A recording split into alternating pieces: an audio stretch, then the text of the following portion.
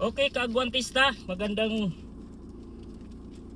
umaga o gabi saan mang sulok ng mundo. So buksan nyo po ang inyong banal na kasulatan sa Genesis chapter 22 verse 1, at ang sabi dito, at nangyari pagkatapos ng mga bagay na ito'y na sinubok ng Diyos si Abraham, at kanyang sinabi, Abraham, at sinabi niya, narito ako.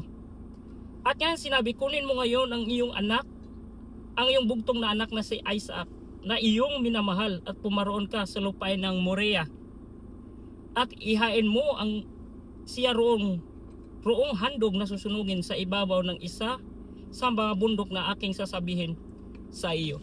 So dito yung utos ng Panginoon ay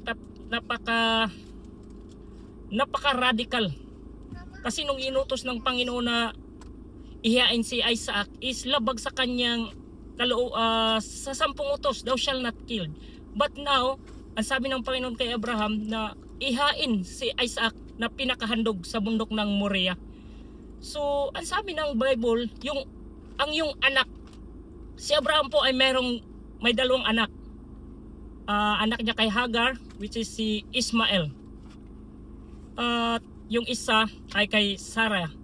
So makikita natin dahil sa plano ni Abraham na gusto niyang pangunahan yung Diyos, gumawa siya ng sarili niyang pamamaraan, at yun na nga yun si Ismael.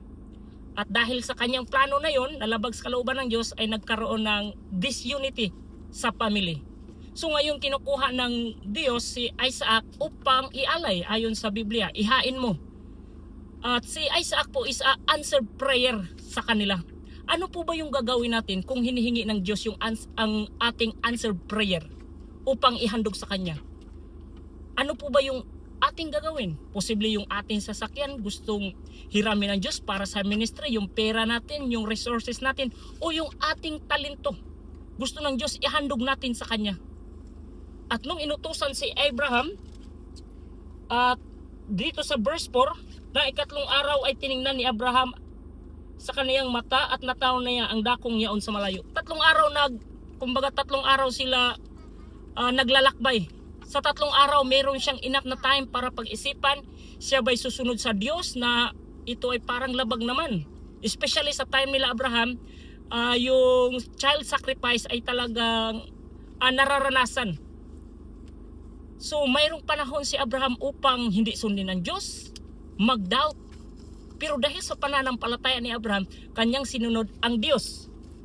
At dito sa verse 12, nung inalay na si Isaac, at nung inunat na ni Abraham ang kutsilyo upang patayin ang kanyang anak, ang sabi sa verse 12, at sa kanya sinabi, huwag mong buhatin ang iyong kamay sa bata, gawan man siya ng anuman, sapagkat talastas ko ngayon na ikaw ay natatakot sa Diyos sa paraang hindi mo itinanggis sa akin ang iyong anak, ang iyong bugtong na anak. So yung ginawa pala ng Diyos ay pagsubok kay Abraham kung ibibigay niya ba ang kanyang anak o hindi. So ganun din po sa ating pananampalataya. Minsan sinusubok tayo ng Diyos sa ating pagiging faithfulness. Kung tayo'y malayo sa ating asawa, kaya ba natin maging faithful na siya lang lagi yung ating mamahalin? Sa mga pagpapala na ibinigay ng Diyos, nagiging faithful po ba tayo para ibalik sa Kanya? O nagiging pangsariling kapakanan? Dahil sa pananampalataya ni Abraham, siya ay naging matagumpay. At nung tiningnan ni Abraham sa verse 13, may inilaan na ang Diyos na pangpalit kay Isaac. Kaya sa verse 14, at pinangalanan ni Abraham ang dakong yaon na Jehovah Jireh. Gaya ng kasabihan, hanggang sa araw na ito sa bundok ng Panginoon ay maghahanda. Makikita natin kung tayo pala'y tapat sa Diyos, kung tayo pala'y sumusunod sa Diyos, kahit anong mangyari, God will provide. Kung nasa ministry ka, kung tumutulong ka sa ibang kapwa, minsan walang nakakita, gawin mo ng tama. Sapagkat God will provide. Ang sabi ng Romans chapter 8, verse 32, kung ibinigay ng Diyos ang kanyang bugtong na anak, ano pa kaya ang hindi niya kayang ibigay? Kung tayo po yung nagiging tapat sa Diyos at sumusunod sa Kanya, sa kabila ng kahirapan, you will expect miracle from Jesus. God bless you, Kaagwantista. Please like and share.